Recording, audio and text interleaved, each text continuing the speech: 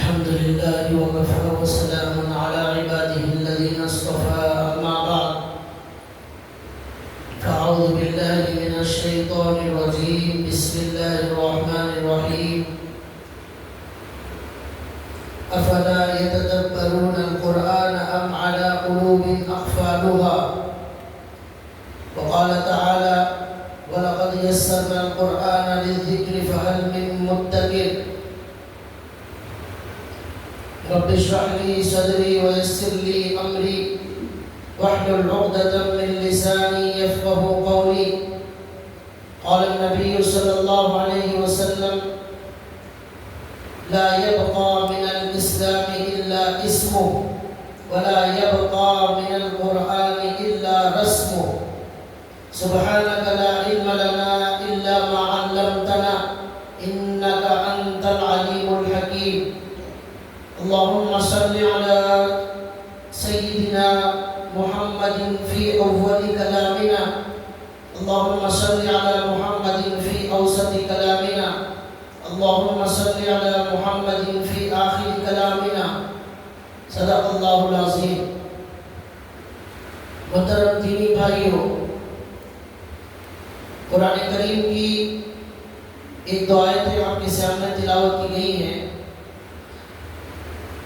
اللہ کے نبی صلی اللہ علیہ وسلم کی ایک حدیث کا ایک حصہ آپ کے سامنے پڑھا گیا ہے، اور آج کا ہمارا موضوع ہے قرآن کریم کے بارے میں. اللہ کے نبی نے فرمایا قیامت کے قریب قرآن کا صرف ظاہر رہ جائے گا اور اس کی حقیقت باقی نہیں رہے گی. قیامت کے قریب قرآن کریم کے صرف الفاظ باقی رہ جائیں گے، اس قرآن کریم کی روح باقی نہیں رہے گی. قرآن کریم جس مقصد سے اللہ نے نازل کیا ہے وہ مقصد مسلمانوں میں باقی نہیں رہے گا. تو اسی کو اللہ کے نبی نے کہا وَلَا يَبْقَى مِنَ الْقُرْآنِ إِلَّا رَسْمُ. قرآن کریم باقی نہیں رہے گا مگر صرف اس کے الفاظ.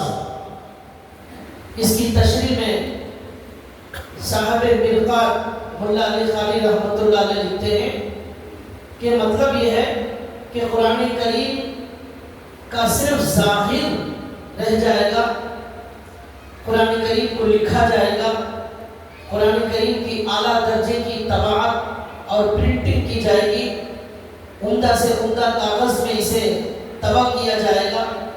اس کا جو باکس ہوتا ہے بڑا خوبصورت ہوگا، نقش و نگار ہوں گے، لیکن اس کا جو اصل مقصد ہے اس پر عمل کرنا، قرآن کریم سے ہدایت حاصل کرنا، قرآن کی اطاعت کرنا، یہ جو قرآن کا مقصد ہے وہ مقصد ختم ہو جائے. یہ اللہ کے نبی نے فرمایا. حضرت عبداللہ بن مسعود رضی اللہ تعالیٰ عنہ کہتے ہیں کہ اللہ کے نبی صلی اللہ علیہ وسلم صحابہ کو 10 آیتیں قرآن کریم کی سکھاتے اور پڑھاتے. جب تک ان 10 آیتوں پر صحابہ عمل نہیں کرتے تھے آگے اللہ کے نبی نہیں پڑھاتے تھے. ان 10 آیتوں پر جب عمل ہو جاتا پھر اللہ کے نبی آگے کی 10 آیتیں پڑھاتے. تو قرآن کی تلاوت اور عمل یہ دونوں ساتھ ساتھ چلتے. پھر اللہ کے نبی صلی اللہ علیہ وسلم نے فرمایا، حضرت عبداللہ بن مسعود کہتے ہیں کہ صحابہ کے زمانے میں قرآن پر عمل کرنا آسان تھا، قرآن یاد کرنا مشکل تھا. حضرت عمر رضی اللہ تعالیٰ عنہ تقریباً 12 سال میں سورہ بقرہ کو انہوں نے حفظ کیا، اور حفظ ختم ہونے کے بعد سورہ بقرہ اونٹ ذبح کر کے انہوں نے دعوت کی. تو حضرت صحابہ کہتے ہیں کہ قرآن صحابہ کے لیے عمل کرنا آسان، یاد کرنا مشکل تھا. پھر حدیث سنائی حضرت عبداللہ بن مسعود نے، قیامت کے قریب لوگوں کے لیے عمل کرنا مشکل، قرآن پر عمل بہت کم کیا جائے گا لیکن یاد کرنے والے بہت ہوں گے۔ اب دیکھیے ہمارے زمانے میں لاکھوں کی تعداد میں قرآن کریم یاد کرنے والے، حفظ کرنے والے موجود، لیکن عمل کرنے والوں کی تعداد بہت کم ہے۔ تو آج کی حدیث کا خلاصہ یہی ہے، اللہ کے نبی اس حدیث میں یہی فرمانا چاہتے ہیں کہ قرآن کے صرف ظاہر اور قرآن کے صرف الفاظ رہ جائیں گے، اس کی حقیقت، اس کا مقصد اور اس کی روح باقی نہیں رہے گی۔ اس کے اندر یہ بھی محدثین نے تشریح میں لکھا ہے، قرآن کریم کو بڑے شاندار لب و لہجے میں پڑھا جائے گا، لیکن ان پڑھنے والوں کے اندر اس پر عمل نہیں ہوگا۔ بنا بنا کر بڑے بہترین لہجوں میں پڑھیں گے، لیکن اس قرآن پر عمل کرنے کا جو مقصد ہے وہ ان کے پاس حاصل نہیں ہوگا۔ تو خلاصہ یہ ہوا، ایک ہے قرآن کا ظاہر اور ایک ہے قرآن کی روح۔ تو ظاہر پر قیامت کے قریب لوگ عمل کریں گے، اس کی حقیقت اور اس کی روح پر عمل نہیں کریں گے۔ ایسے لوگ جب دنیا میں آ جائیں گے تب یہ قیامت بالکل قریب ہوگی۔ آج ہم جب ہمارے معاشرے کا جائزہ لیتے ہیں تو اس کے اندر ہم دیکھتے ہیں کہ قرآن کریم کے استعمال کا مقصد اکثر مسلمانوں نے یہ سمجھا ہے کہ قرآن کریم کا مقصد یہ ہے کہ قرآن کریم جب ہمارے والد صاحب انتقال ہو جائے یا ہمارے امی جان کا انتقال ہو جائے، ان کے مرنے کے بعد گھر میں قرآن خوانی کرا دی جائے اور میت کو ایصال ثواب پہنچا دیا جائے، یہ ہم نے سمجھا ہے قرآن کا مقصد۔ دیکھیے قرآن کریم پڑھ کر مرحومین کو ایصال ثواب ضرور کرنا چاہیے، اس کا ثواب بھی ان کو ملتا ہے، لیکن قرآن کے نازل ہونے کا یہ مقصد نہیں ہے پورا۔ ہم نے صرف اس کو مقصد بنا لیا ہے، اور جب انسان کو روح نکلنے کا وقت ہوتا ہے اس وقت قرآن کریم لوگوں کو یاد آتا ہے اور سورہ یاسین کی تلاوت کے ذریعے ان کی روح میں آسانی پیدا کرنے کی کوشش کرتے ہیں۔ یہ بھی غلط نہیں ہے، لیکن یہی ایک اس کا مقصد نہیں ہے، اور بھی بہت سارے مقاصد ہیں۔ اسی طرح ہم میں سے بہت سارے لوگ کیا کرتے ہیں، نئے گھر کی اوپننگ ہوتی ہے، وہاں بڑے اہتمام کے ساتھ قرآن پڑھنے کا اور قرآن پڑھانے کا اور مدرسے کے بچوں کو بلا کر گھر کی افتتاح کرنے کا کام کرایا جاتا ہے۔ یہ سب کرتے ہیں، لیکن اس پر عمل کرنے کا جب نمبر آتا ہے، اس کے حلال کو حلال سمجھنا، قرآن نے جس کو حرام کر دیا اسے حرام سمجھنا، اس کے ذریعے اپنے دلوں کو بدلنا، اس پر ہم سب عمل نہیں کرتے۔ یہ قرآن کریم کا مقصد ہے۔ قرآن کریم دلوں کو بدلنے والی کتاب، قرآن کریم ایمان کو زندہ کرنے والی کتاب، قرآن کریم انسان کو راستہ بتانے والی کتاب، قرآن کریم حلال اور حرام بتانے والی کتاب، جہنم سے ڈرانے والی کتاب، جنت کی خوشخبری دینے والی کتاب، اللہ کی محبت ہمارے دلوں میں پیدا کرنا اس کا مقصد ہے۔ لیکن اس مقصد کو ہم نے پیچھے ڈال دیا۔ یہ اللہ کے نبی کہتے ہیں قیامت کے قریب ایسا ہوگا۔ بعض لوگ کیا کرتے ہیں کہ مدرسے کے بچوں کو قرآن خوانی کے لیے بڑی پابندی سے اہتمام سے بلاتے ہیں۔ قرآن خوانی کو ہم نے سمجھ لیا یہی قرآن کریم کا مقصد، اور بعض لوگ کیا کرتے ہیں دم کرواتے ہیں، پانی پر دم کرانا، یہی قرآن کا مقصد ہم نے سمجھ لیا۔ دم کریں گے ضرور شفا ملے گی، کرانا غلط بھی نہیں ہے، لیکن قرآن کریم کا صرف ایک مقصد نہیں ہے، اور بھی بہت سارے اس کے مقاصد ہیں۔ تو لہٰذا قرآن کریم سے محبت کرنا، قرآن کریم کو پڑھنا تجوید سے، قرآن کریم سیکھنا اور قرآن کریم پر عمل کرنا، یہ سب چیزیں کرنا ہے۔ صرف شفا کے لیے یہ قرآن نازل نہیں ہوا ہے، اس کا وہ بھی ایک کام ہے، قرآن سے شفا ضرور ملتی ہے، لیکن ہم نے صرف اسے محدود کر دیا۔ اور بعض لوگ کیا کرتے ہیں کہ جھوٹے عاملوں کے پاس جاتے ہیں، جھوٹے عاملوں کے پاس، اور جا کر ان کے پاس جادو کا علاج کراتے ہیں، اور وہ جھوٹے عامل پیسے لینے کے لیے جاتے ہی فوراً ہر عامل یہی بولتا ہے آج تک کوئی عامل نے ایسا نہیں کہا کہ تمہارے اوپر کوئی اثر نہیں ہے، کوئی جادو نہیں ہے، گھر میں کچھ نہیں ہوا ہے، بندش کی ضرورت نہیں ہے، اللہ سے دعا کرو اللہ سب کچھ ٹھیک کریں گے، ایسا بولنے والا ایک بھی عامل نہیں۔ کیوں ایسا بولے گا؟ اس کی دکان بند ہو جائے گی، اس لیے وہ ضرور کیا بولے گا؟ آپ کے گھر میں کچھ اثرات ہیں، آپ کے اوپر کچھ اثرات ہو گئے ہیں، آپ کے اوپر آپ کے کوئی دشمن ہے کیا آپ کے خاندان میں؟ ہاں جی ہو سکتے ہیں، ہاں انہوں نے کچھ کرایا ہے، کالا جادو کرایا ہے، کبھی وہ بولیں گے لال جادو ہو گیا ہے، کبھی پیلا جادو ہو گیا ہے۔ اب انسان کو ڈرا کر اس سے پیسے نکالنے کا ایک زبردست دھندا چل رہا ہے، اور یہ فوراً اس طرح بولیں گے اب لوگ ڈر جائیں گے، اب جو وہ پیسے پوچھے گا اسے دیں گے۔ اس طرح عاملوں نے قرآن کا مقصد کیا بنا لیا؟ جھوٹ بول کر پیسے کمانا، جادو سے ڈرانا، گھروں کی بندش کے نام پر۔ صحابہ کے زمانے میں اس کی کوئی مثال ہمیں نہیں ملتی۔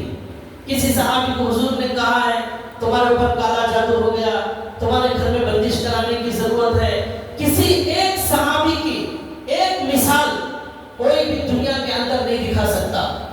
لیکن آج جھوٹ کی دکانیں عاملوں کی چل رہی، یہ قرآن کا مقصد انہوں نے سمجھ لیا۔ اب لوگ ڈر کی وجہ سے اب بعض لوگوں نے یہ سمجھ لیا قرآن کریم کا مقصد تعویذ بنانے کے لیے قرآن آیا ہے، کچھ آیتوں کو لکھ کر تعویذ بنا کر گلے میں ڈال دیا جائے سب کچھ ٹھیک ہو جائے۔ تعویذ ہم نے قرآن کریم کا مقصد بنا لیا، اور عاملوں نے جادو توڑنے کا علاج وہ قرآن کریم کو استعمال کرنا انہوں نے شروع کر دیا۔ کسی نے گھر کی اوپننگ کو قرآن کا مقصد سمجھ لیا، کسی نے مرتے وقت روح نکلنے میں آسانی کے لیے قرآن یاسین پڑھنا اس کو مقصد سمجھ لیا۔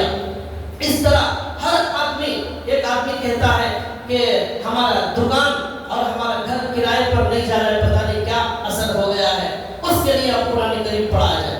یہ سارے مقاصد کے لیے بھائیوں قرآن کریم کو ہم نے سمجھ لیا یہی اس کا مقصد ہے، یہ اس کا مقصد نہیں ہے۔ اور اس سے بھی ہٹ کر بعض لوگ یہ سمجھتے ہیں، ایسے بھی لوگ ہیں کہ کچھ لوگ جب لڑائی جھگڑا ہوتا ہے تو اس وقت قسم کھانے کے لیے قرآن کو استعمال کرتے ہیں۔ قرآن کی قسم کھا کر میں بول رہا ہوں، یہ قسم کھانے کے لیے قرآن کو استعمال کرنا شروع کر دیا۔ کیا قرآن اسی لیے نازل ہوا ہے کہ اس کے ذریعے قسم کھائی جائے؟ یہ قسم کھانے کے لیے کتاب نازل نہیں ہوئی ہے، لیکن لوگ اس کو اسی لیے سمجھتے ہیں کہ اس کا کام قسم کھانا ہے۔ تو اس طرح لوگوں نے الگ الگ مقصد کے لیے اس قرآن کریم کو استعمال کرنا شروع کر دیا۔ اور ہمارے معاشرے میں کیا ہوتا ہے، شادی ہونے کے بعد جوڑے جہیز میں سب سے پہلے قرآن کریم دیا جائے، اور بچی کا جہیز کا سامان جب اٹھایا جائے اور گھر میں پہنچایا جائے رخصتی میں، سب سے پہلے قرآن کریم گھر میں جانا چاہیے تاکہ ساس کی پریشانی سے ہمیشہ کے لیے ہماری بچی کو نجات مل جائے، اور اس قرآن کی برکت سے ساس کا جو منہ ہے وہ ہمیشہ کے لیے بند ہو جائے اور ہماری بچی سکون عافیت سے رہے، اس لیے سب سے پہلے قرآن کریم گھر میں بھیجا جائے۔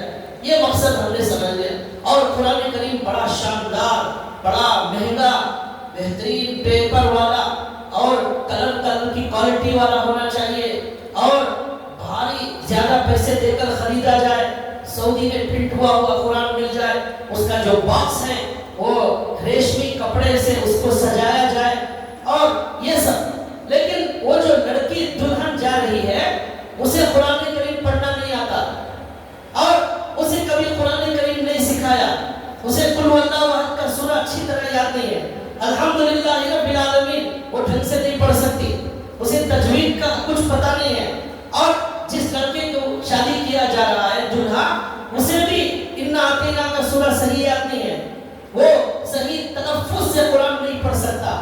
ہاں اس کے گھر والے ڈھنگ سے قرآن پڑھتے ہیں، نہ یہ گھر والے ڈھنگ سے قرآن پڑھنا جانتے ہیں، لیکن سمجھتے ہیں قرآن کریم جوڑے جہیز میں پہلے بھیج دیا جائے، ساری رحمتیں ساری برکتیں انہی کو مل جائے۔ یہ ہمارے قرآن کریم کا مقصد ہے، ہم ایسا سمجھنے لگے۔ یہ سب ایک فضول اور جو ہے دکھاوے کی باتیں ہو گئی ہیں، رسم و رواج، اسے کہتے ہیں رسم و رواج، رسم بن گئی۔ قرآن کا مقصد ہم نے بدل دیا۔ قرآن کیوں نازل ہوا اس کو ہم نے آج تک نہیں سمجھا. کچھ لوگوں نے یہ سمجھ لیا قرآن کریم ہم زیادہ سے زیادہ قل اللہ احد پڑھیں گے، زیادہ سے زیادہ جنت میں بنگلے بنائیں گے.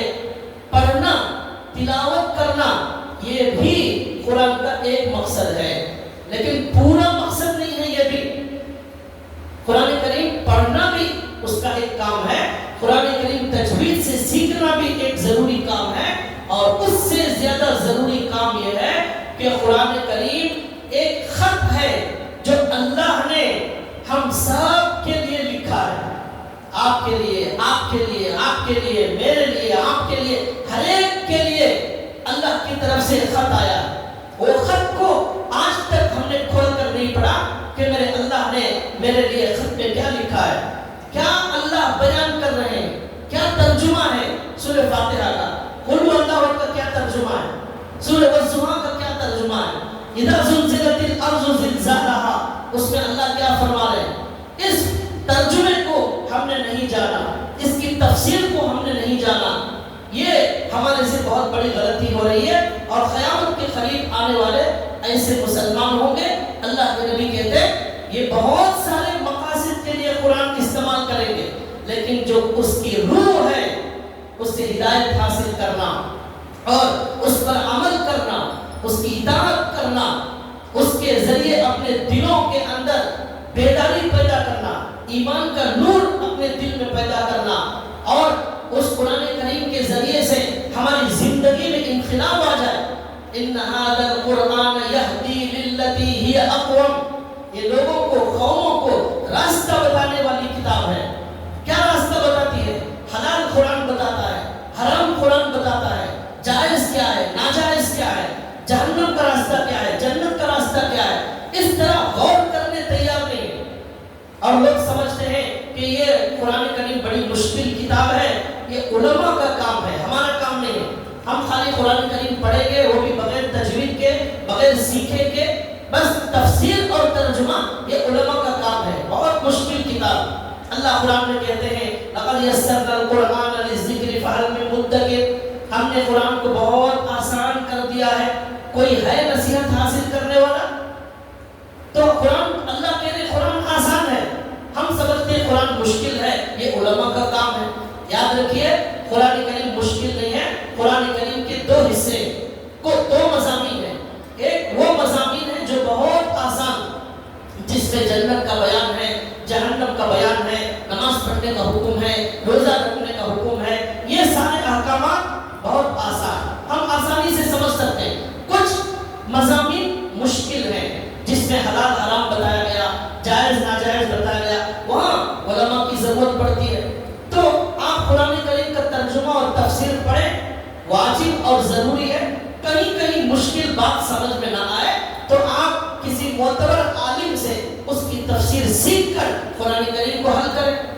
تو کچھ حصہ بہت آسان، سب سمجھ سکتے ہیں، لیکن کچھ حصہ جہاں مشکل آ جائے، جہاں سمجھ میں نہ آئے، وہاں کسی عالم سے پوچھ کر آپ اسے حل کریں. لیکن یہاں بھی بعض لوگ کیا کرتے ہیں کہ وہ کچھ لوگ ایسے ہیں جو سمجھتے ہیں یہ علماء کا کام، ہم نہیں پڑھیں گے سمجھیں گے. کچھ لوگ ہیں جو یہ سمجھتے ہیں کہ علماء کی ضرورت نہیں ہے، ہم خود اس کی تفسیر کر سکتے ہیں، ہمیں تفسیر کی کتابوں کی ضرورت نہیں. وہ خود مفتی، وہ خود مجتہد، وہ خود مفسر بننے کی کوشش کرتے ہیں، یہ بھی غلط. یاد رکھیے صحابہ اکرام اللہ کے نبی سے سیکھتے تھے، تابعین صحابہ سے سیکھا، تبع تابعین نے تابعین سے سیکھا. یہ سلسلہ وہاں سے آ رہا ہے. اگر آدمی خود ہر چیز حل کرنے کی کوشش کرے گا وہ دھوکہ کھائے گا. جو آسان ہے وہ سمجھ سکتے ہیں، جو مشکل ہے وہ عالم کی رہبری ضروری ہے. اسے پوچھ کر اپنی طرف سے اجتہاد کریں گے. انٹرنیٹ کو استاد بنا لیں گے. جھوٹے لوگ جو قرآن کی تفسیر بیان کرتے ہیں یوٹیوب پر، انٹرنیٹ پر، ان کی تفسیروں پر بھروسہ کریں گے. جاہل لوگ قرآن کی تفسیر بیان کر رہے ہیں، ان کی تفسیر کو فالو کریں گے، گمراہ ہو جائیں گے. تو لہذا یہ قرآن کریم کے ذریعے لوگوں کو ہدایت بھی ملتی ہے، قرآن کے ذریعے لوگ گمراہ بھی ہوتے ہیں. دنیا میں جتنے گمراہ فرقے موجود ہیں وہ سب قرآن سے گمراہ ہوئے، حدیث سے گمراہ ہوئے، غلط مطلب نکال، غلط تشریح انہوں نے کرنا شروع کر دی. تو لہذا ہمیں آسان جو مضامین ہے وہ سمجھنا ہے، جو مشکل ہے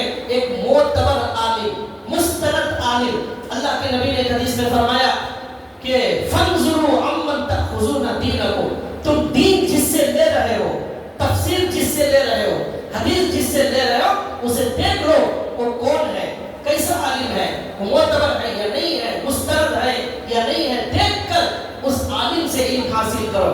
ہر جاہل سے، ہر انانی سے، ہر بے وقوف سے آپ قرآن حدیث کا تفسیر کا علم حاصل مت کرو، یہ بھی ضروری ہے. تو لہذا ہمیں اب مجھے یہ بتانا ہے کہ قرآن کریم کا جو اصلی مقصد ہے، وہ اصلی مقصد اللہ تعالیٰ قرآن کریم میں بیان فرماتے ہیں، افلا یتدبرون القرآن ام علی قلوب اقفالها، کیا یہ لوگ قرآن کریم میں غور نہیں کرتے؟ کیا ان کے دلوں پر تالے لگ گئے ہیں؟ مطلب یہ ہے کہ جو لوگ قرآن کریم کے مضامین کو سمجھنے کی کوشش نہیں کرتے، اس کا ترجمہ جاننے کی کوشش نہیں کرتے، تو اللہ کہتے ہیں کہ یہ لوگ قرآن کریم میں غور نہیں کرتے. اللہ کیا بول رہے ہیں ان کو پتہ ہی نہیں ہے، اللہ کیا بول رہے ہیں.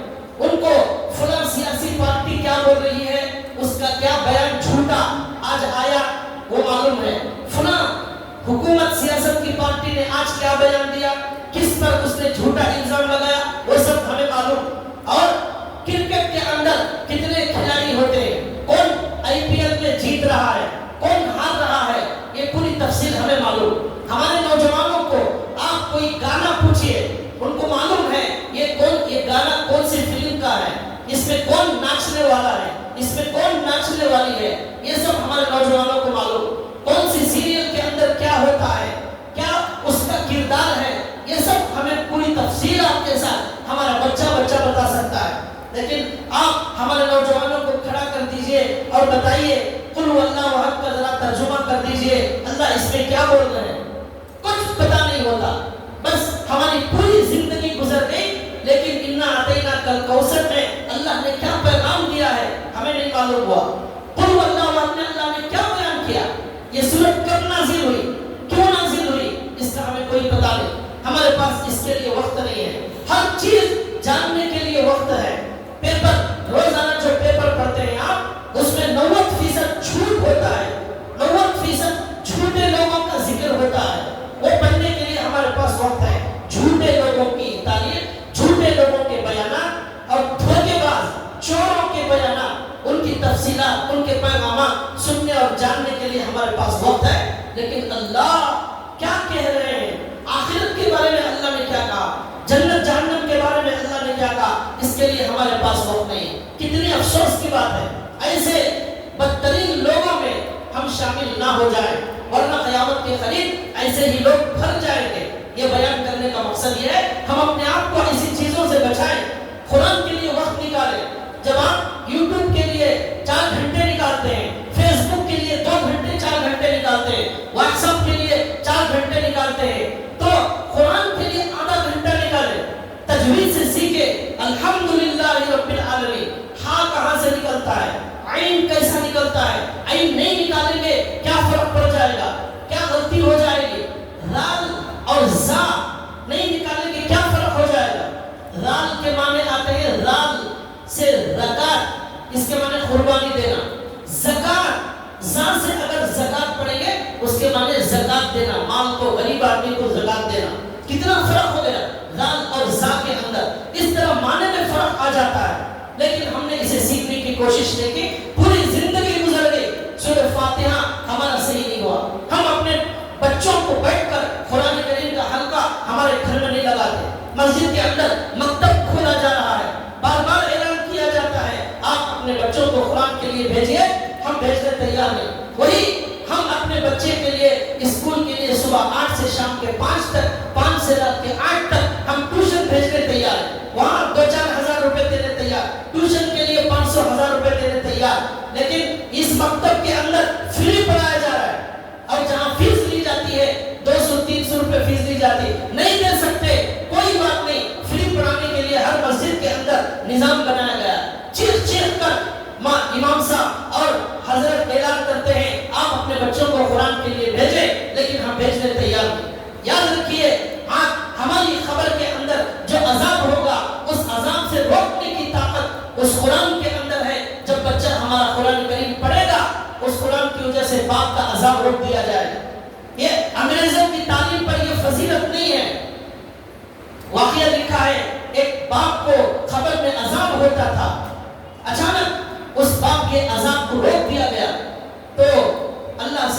جو ہے پوچھا گیا کہ اللہ کہ اس کا عذاب کیوں روک دیا گیا، تو اللہ تعالیٰ نے کسی نبی پر وحی کی اور بتایا کہ یہ باپ شرابی تھا، اسے عذاب ہوتا تھا، لیکن جب یہ مرا تھا اس کی بیوی حمل سے تھی، آج اس کے بعد اس کا بچہ پیدا ہوا، 3-4 سال کے بعد وہ بچہ مکتب میں گیا، وہاں جا کر اس نے بسم اللہ الرحمن الرحیم، آج پہلی مرتبہ اس کا بچہ بسم اللہ الرحمن الرحیم پڑھ رہا ہے۔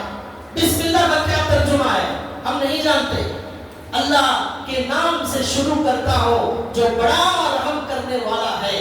وہ بچہ اللہ کو کہہ رہا ہے اے اللہ آپ بڑے رحم کرنے والے ہیں، آپ کے نام سے میں شروع کرتا ہوں۔ اس بسم اللہ کے پڑھنے کی وجہ سے باپ کے عذاب کو ہٹا دیا گیا، لیکن یہ فضیلت آپ کے ٹیوشن پڑھانے پر نہیں ملے گی، اسکول کالج کی تعلیم پڑھانے پر نہیں ملے گی۔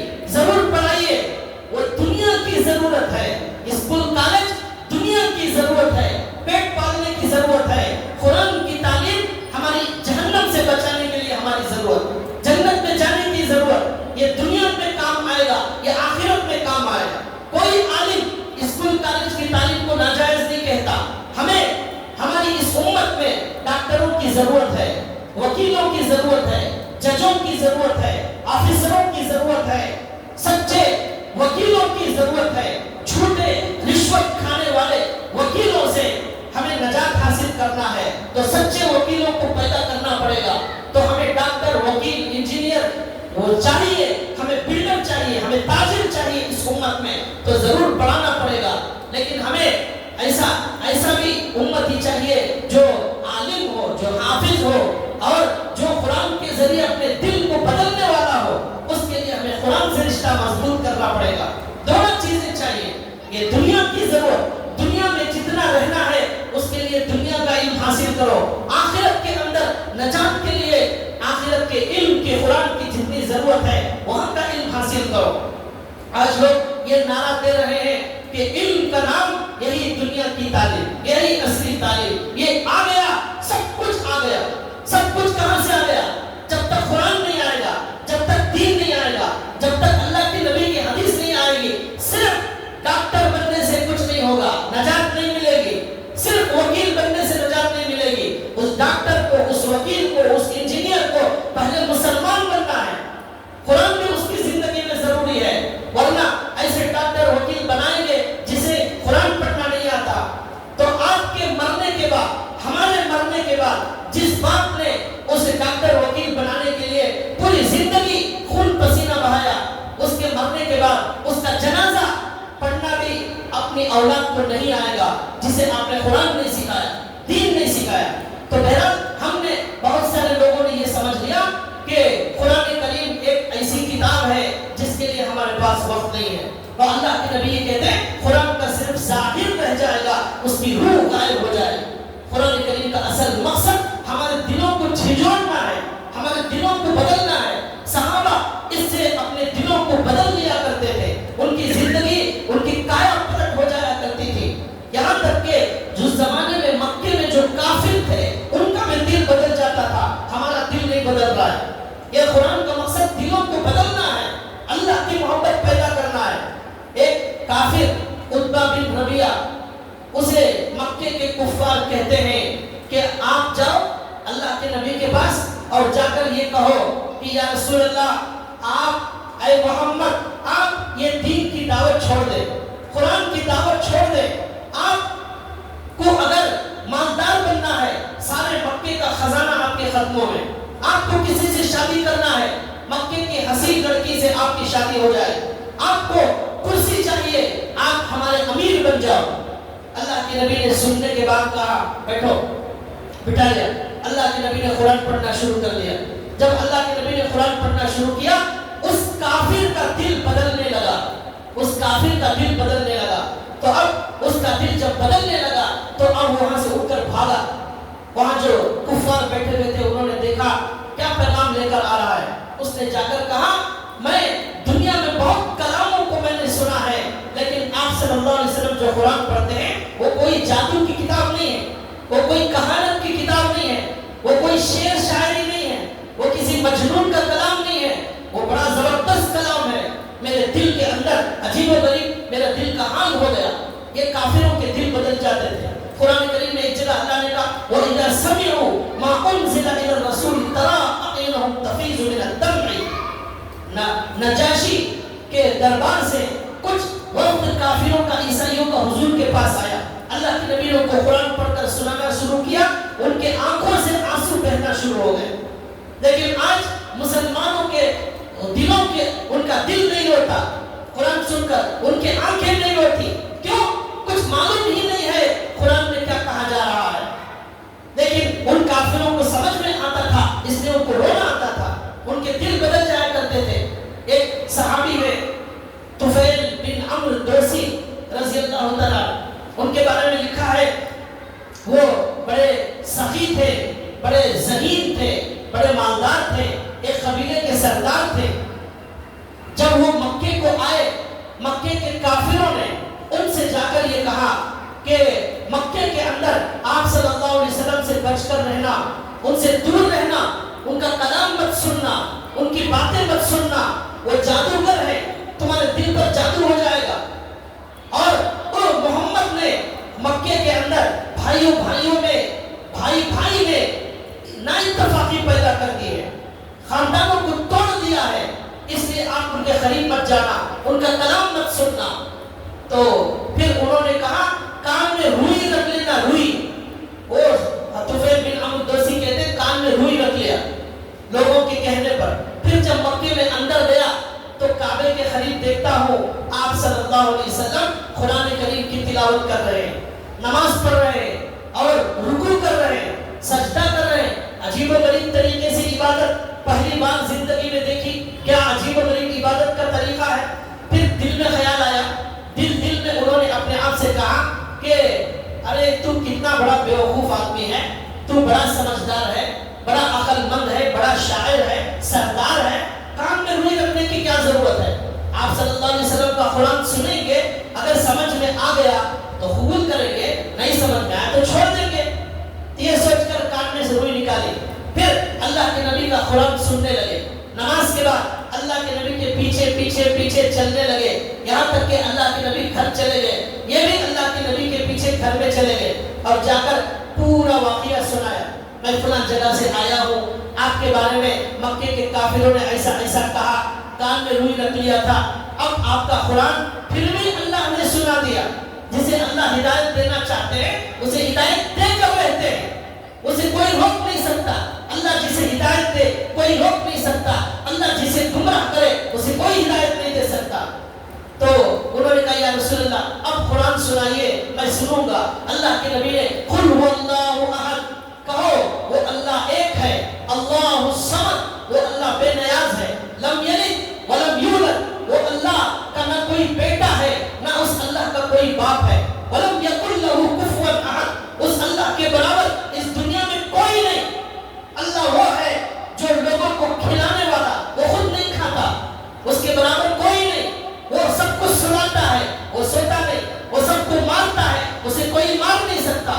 وہ سب کا بادشاہ ہے, اس کا بادشاہ کوئی نہیں. وہ سب کا بڑا, اس سے بڑا کوئی نہیں. یہ ہے قل هو اللہ احد. عیسائی لوگ گمراہ ہو گئے کیونکہ عیسیٰ علیہ السلام کو انہوں نے بیٹا بنا لیا.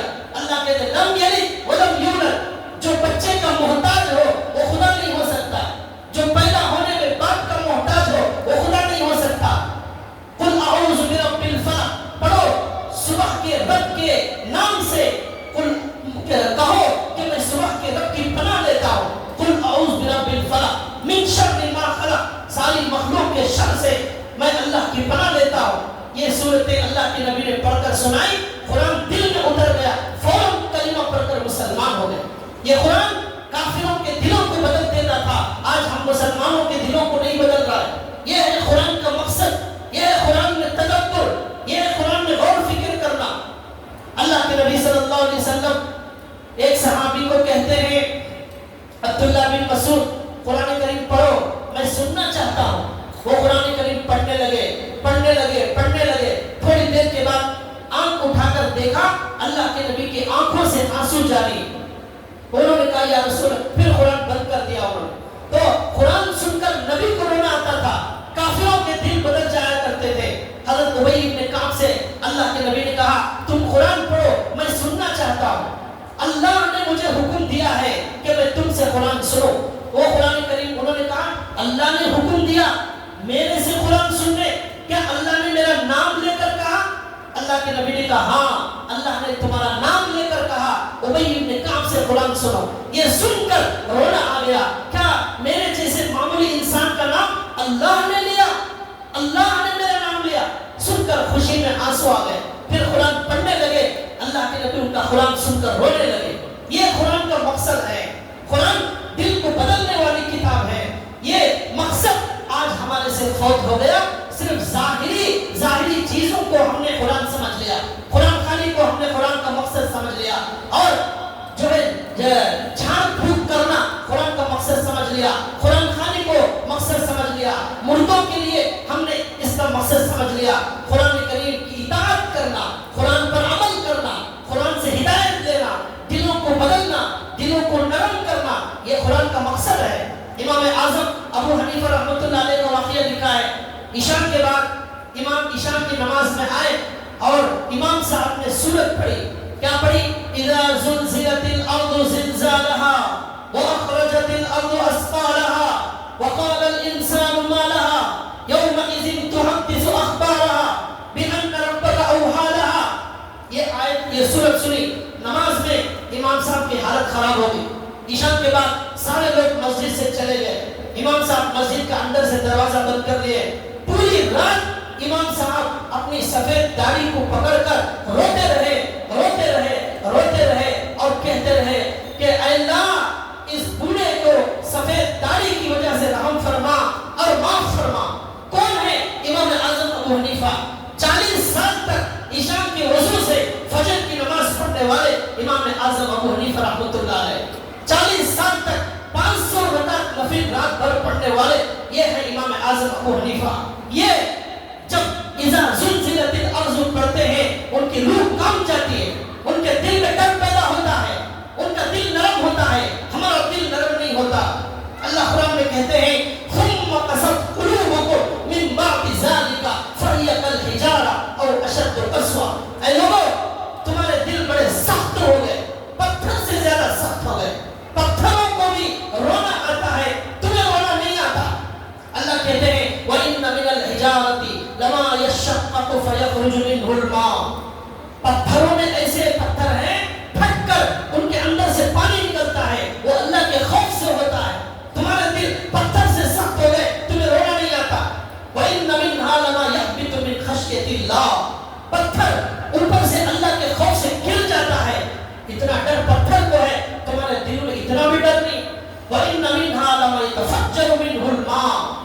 پتھروں کے اندر سے چشمے پھوٹ جاتے ہیں اللہ سے ڈر کے, لیکن تمہیں کوئی اثر نہیں ہوتا. وَمَا اللَّهُ بِغَافِلٍ عَمَّا تَعْمَلُونَ. تم جو کچھ کر رہے ہو اللہ اس سے غافل نہیں ہے. یہ آیتیں سن کر ہمارے دلوں میں نرمی نہیں آتی. امام اعظم ابو حنیفہ رات بھر روتے رہے. اذا زلزلت الارض زلزالها. جب قیامت کا زلزلہ آئے گا واخرجت الارض اثقالها. زمین اپنے خزانوں کو نکال کر باہر پھینک دے گی, سونا چاندی کو نکال کر باہر پھینک دے گی. اور سونا چاندی لینے والا کوئی نہیں ہوگا. بھائی کہے گا اس سونے کی وجہ سے میں نے میرے بھائی کو قتل کیا, آج یہ سونا پڑا ہوا ہے, اسے کوئی لینے والا نہیں. وَأَخْرَجَتِ الْأَرْضُ أَثْقَالَهَا وَقَالَ الْإِنسَانُ مَا لَهَا. پوری زمین میں زلزلہ, پوری زمین میں زلزلہ, پوری بلڈنگیں, شہر, بستی دھسنا شروع ہو جائے گی. وَقَالَ الْإِنسَانُ مَا لَهَا. انسان کہے گا ارے ارے اسے کیا ہو گیا. بِأَنَّ رَبَّكَ أَوْحَىٰ لَهَا. کیا ہوا؟ تمہارے رب نے اس زمین کو ختم کرنے کا فیصلہ کیا ہے. زمین کو اللہ نے حکم دیا ہے یہ اب مر جانے والی ہے, زمین ختم ہو جانے والی ہے. بِأَنَّ رَبَّكَ أَوْحَىٰ لَهَا يَوْمَئِذٍ يَصْدُرُ النَّاسُ أَشْتَاتًا. کل قیامت کے دن لوگوں کی الگ الگ جماعتیں بنا دی جائیں گی. نمازیوں کی جماعت, بے نمازیوں کی جماعت, کافروں کی جماعت, مشرکوں کی جماعت, بدعتیوں کی جماعت, جھوٹوں کی سچوں کی جماعت, سب الگ الگ. یہاں سب مل کر رہیں گے, سب کو کھانا ملے گا, سب کو فروٹ ملے گا. کافر مشرک جتنا بڑا جھوٹا, جتنا بڑا مشرک, سب کے لیے سورج نکلے گا, سب کے لیے چاند نکلے گا, سب کے لیے ستارے کام کریں گے, بارش سب کے لیے ہوگی, آم سب کو ملے گا, گوشت سب کو ملے گا. کل قیامت کے دن یومئذ یصدر الناس اشتاتا وامتاز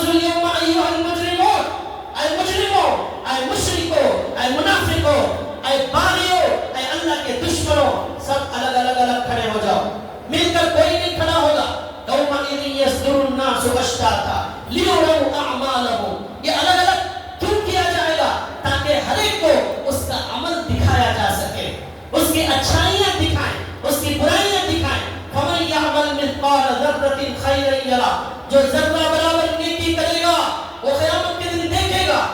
فمن یعمل مثقال ذرۃ شرا یرا، جو ذرہ برابر برائی کرے گا وہ بھی اپنے آنکھوں سے دیکھے گا. یہ ہے سورہ زلزال. زلزلہ آ جانا چاہیے ہمارے دلوں میں لیکن نہیں آتا. امام اعظم ابو حنیفہ پوری رات روتے رہے. صبح اٹھ کر جب مؤذن صاحب نے دروازہ کھولا دیکھا رات سے رو رہے ہیں داڑھی پکڑ کر، اے اللہ اس بوڑھے پر رحم فرما. وہ صبح میں مؤذن صاحب نے دیکھ لیا. امام صاحب نے کہا لوگوں کو یہ میری رات بھر کی عبادت کے بارے میں کسی کو مت بتانا. زندہ رہنے تک انہوں نے نہیں بتایا، انتقال ہونے کے بعد بتایا. امام شافعی رحمۃ اللہ علیہ کے بارے میں لکھا ہے، پڑھتے پڑھتے قرآن کریم میں ایک جگہ آیت آئی، ھذا یوم لا ینطقون ولا یؤذن لهم فیعتذرون. قیامت کا دن وہ ہوگا جس میں کسی کو بولنے کی اجازت نہیں ہوگی. اللہ کا دربار ہوگا، نبیوں کا دربار ہوگا، صحابہ کا دربار لگے گا، سارے انبیاء ہوں گے، اتنے کروڑوں لوگ ہوں گے، لیکن اللہ کے سامنے بات کرنے کی ہمت کسی کے اندر نہیں ہوگی. ھذا یوم لا ینطقون ولا یؤذن لهم فیعتذرون. عذر بیان نہیں کر سکیں گے اللہ کے سامنے. اس لیے نماز نہیں پڑھتا تھا، اس لیے روزہ نہیں رکھ سکتا تھا، اس لیے شرک کیا، اس لیے گناہ کیا، یہ اس لیے یہ عذر بیان کرنے کی ہمت نہیں ہوگی، جرأت نہیں ہوگی. وہ اللہ کا دربار ہے. ولا یؤذن لهم فیعتذرون. عذر بیان نہیں کر سکتے. یہ آیتیں سن کر امام شافعی رات پر روتے رہے. ایک بزرگ گزرے ہیں امام محمد بن منکدر، ان کے بارے میں لکھا ہے کہ ان کے سامنے ایک آیت آئی، وَبَدَا لَهُم مِّنَ اللَّهِ مَا لَمْ يَكُونُوا يَحْتَسِبُونَ. ایسے عذابات تمہارے مرنے کے بعد ظاہر ہونے والے ہیں جس کا گمان بھی تمہارے دماغ میں نہیں ہوگا. ایسے خطرناک سانپوں کا، ایسے بچھوؤں کا، ایسی قبر کا، ایسی جہنم کا، جہاں جہنمیوں کو گرما گرم پانی پلایا جائے گا، خون پلایا جائے گا، پیٹ پلایا جائے گا. ایسی جہنم کو اللہ نے تیار کر رکھا ہے. ایسی ساری چیزیں تمہیں نظر آنا شروع ہو جائیں گی. یہ ہے قرآن کا مقصد. ان آیتوں کے ذریعے اپنے دلوں کو بدلنا، یہ ہے قرآن کا مقصد. حضرت عمر رضی اللہ تعالیٰ قرآن پڑھتے پڑھتے اذا الشمس كورت واذا النجوم انكدرت واذا الجبال سيرت واذا العشار عطلت واذا الوحوش حشرت واذا البحار سجرت واذا النفوس زوجت. یہ آیتیں پڑھنے لگے، اتنا زور سے روئے کہ پوری مسجد رونے لگی.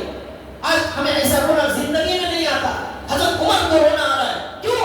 اذا الشمس كورت، جب سورج کو لپیٹ دیا جائے گا، واذا النجوم انكدرت، ستارے گر جائیں گے، واذا الجبال سيرت، پہاڑ چلنا شروع ہو جائیں گے، واذا العشار عطلت، اور 10 مہینے کی حاملہ اونٹنی کو بیکار چھوڑ دیا جائے گا، کوئی پوچھنے والا نہیں ہوگا. واذا الوحوش حشرت، سارے جنگل کے جانور ڈر سے ایک جگہ جمع ہو جائیں گے. واذا البحار سجرت، سمندروں میں آگ لگا دی جائے گی. یہ ہے قیامت، سمندر میں آگ لگا دی جائے گی. واذا البحار سجرت واذا النفوس زوجت، سارے جوڑوں کو ملا کر رکھ دیا جائے گا. واذا الموءودۃ سئلت، اس بچی کو جس کو ناحق زمین میں زندہ دفن کیا، اس بچی کو اٹھا کر اللہ پوچھیں گے جس کا گواہ دنیا میں کوئی نہیں، اس کے قتل کا کوئی گواہ دنیا میں موجود نہیں ہے. کیوں؟ ماں باپ، جب باپ خود قتل کرنے والا ہے اور بچی اتنی چھوٹی، اسے کچھ پتا ہی نہیں ہے کوئی قتل کر رہا ہے، اس کا کوئی گواہ موجود نہیں. اللہ علی کل شیء شہید، اللہ ہر چیز کا گواہ ہے. اس بچی کو اٹھائیں گے اور پوچھیں گے بِأَيِّ ذَنبٍ قُتِلَتْ، کس گناہ میں تجھے قتل کیا گیا، کس گناہ میں قتل کیا گیا، پوچھا جائے گا. یہ ہے قیامت. یہ آیت پڑھ کر حضرت عمر رونے لگے، اتنا روئے پوری مسجد رونے لگی. لیکن ہمیں اس سے رونا نہیں آتا، اس سے ہمارے دل میں ڈر پیدا نہیں ہوتا. امام غزالی رحمۃ اللہ علیہ لکھتے ہیں، دنیا میں ایک ایسا آدمی جسے کوئی مصیبت نہیں آئی، کوئی پریشانی نہیں، اچھے سے اچھا کھانا، اچھے سے اچھی صحت، شاندار بنگلہ، بہترین ماربل اور گرینیٹ کا گھر، شاندار موٹے موٹے بستر، اور خوب پیسہ آ رہا ہے لاکھوں کروڑوں کا، کوئی غم کوئی پریشانی نہیں. لیکن ایک پریشانی صرف روح نکلنے کی جو پریشانی ہے، اسے یاد کریں گے، کھانے کا مزہ خراب ہو جائے گا اور نیند حرام ہو جائے گی، نیند نہیں آئے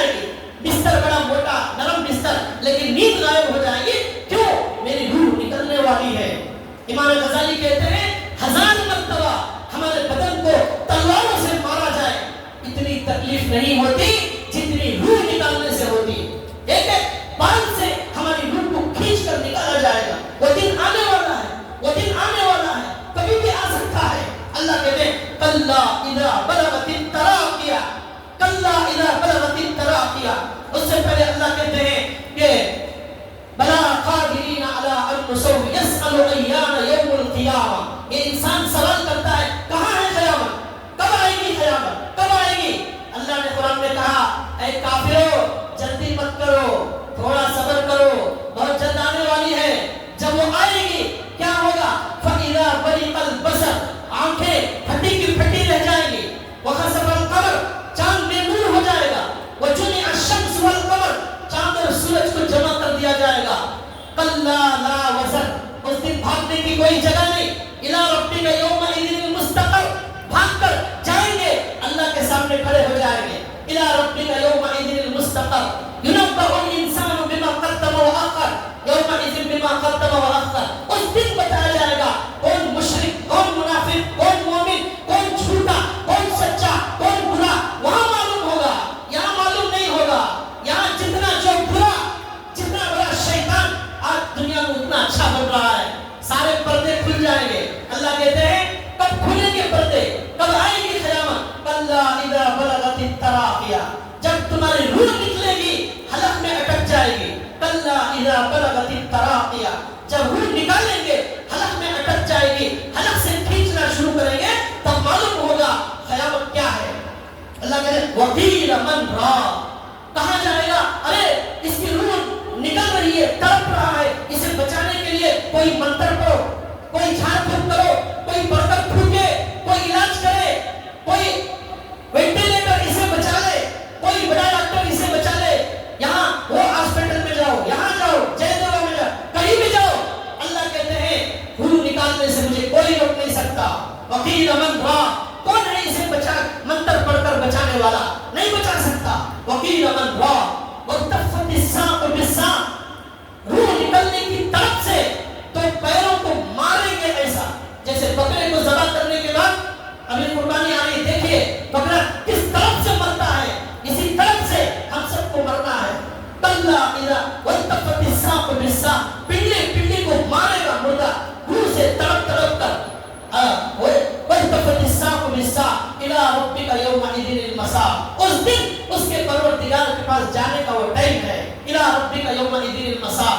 اب یہ مرنے والا فلا صدق ولا صلى, نہ قرآن کو مانتا تھا نہ نماز پڑھتا تھا. فلا صدق ولا صلى, نہ قرآن کو مانتا تھا نہ نماز پڑھتا تھا. اب اس کے مرنے کا وقت آ گیا, اسے کوئی بچانے والا نہیں. یہ ہے قیامت. یہ آیتیں ہیں جو ہمارے دلوں کو بدلنے کے لیے نازل ہوئی ہیں. ایک جگہ اللہ کہتے ہیں فَإِذَا وَجَاءَتْ سَكْرَةُ الْمَوْتِ بِالْحَقِّ, موت کی سکرات کا آنا بالکل سچی بات ہے, کوئی انکار نہیں کر سکتا. اتنی خطرناک وہ سکرات اور اتنا خطرناک عذاب قبر آنے والا ہے. کیا تیاری کی ہم نے؟ کیا یہ یوٹیوب ہماری خبر میں آئے گا, یہ فیس بک ہماری خبر میں آئیں گے, یہ ویڈیو, یہ ننگی عورتوں کے ویڈیو, بے حیا ویڈیو جس سے ہم نے اپنی زندگی برباد کر دی, یہ ہمارے کام آئیں گے؟ کون آئے گا ہماری خبر میں؟ کوئی ماں, کوئی باپ, کوئی بھائی بیٹا ہماری خبر میں نہیں آئے گا. اکیلے ہی جانا ہے, اکیلے ہی سونا ہے, اکیلے ہی اللہ کے سامنے کھڑے ہونا ہے, اکیلے اللہ کو جواب دینا ہے. وہ دن آنے والا ہے لیکن ہمارا دل پتھر کی طرح سخت ہو چکے ہیں. وجاءت سکرۃ الموت بالحق, موت سکرات کی, موت کی سکرات آنا ضروری ہے. وجاءت سکرۃ الموت بالحق ذلک ما كنت منه تحید, یہ وہ دن ہے جس کے لیے تو بلکتا تھا, تو بچنا چاہتا تھا. موت سے بچنے کے لیے کتنا علاج کرایا, کتنے آپریشن کرائے, لیکن موت نے تجھے نہیں چھوڑا. ہارٹ کا آپریشن کرنے ہزاروں جگہ ڈھونڈ گیا, لاکھوں روپے خرچ کیے, لیکن اللہ کی موت سے نہیں بچ سکتا. کینسر سے بچنے کے لیے کتنا علاج کرایا, کتنے کروڑوں روپے خرچ کیے, لیکن اللہ کی موت آ کر رہے گی, کوئی بچ نہیں سکتا. اللہ کہتے ہیں وجاءت سکرۃ الموت بالحق ذلک ما كنت منه تحید ونفخ فی الصور, سور پھونکا جائے گا. پھر اللہ کہتے ہیں قبر میں سے اٹھایا جائے گا. جب اٹھایا جائے گا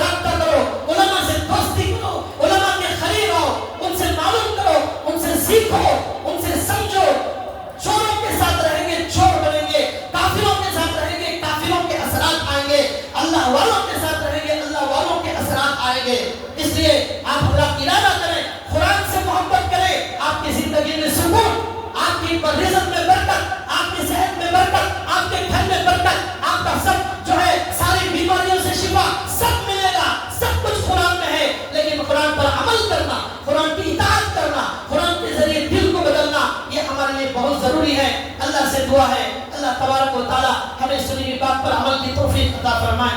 وآخر دعوانا ان الحمد للہ رب العالمین. اخیر میں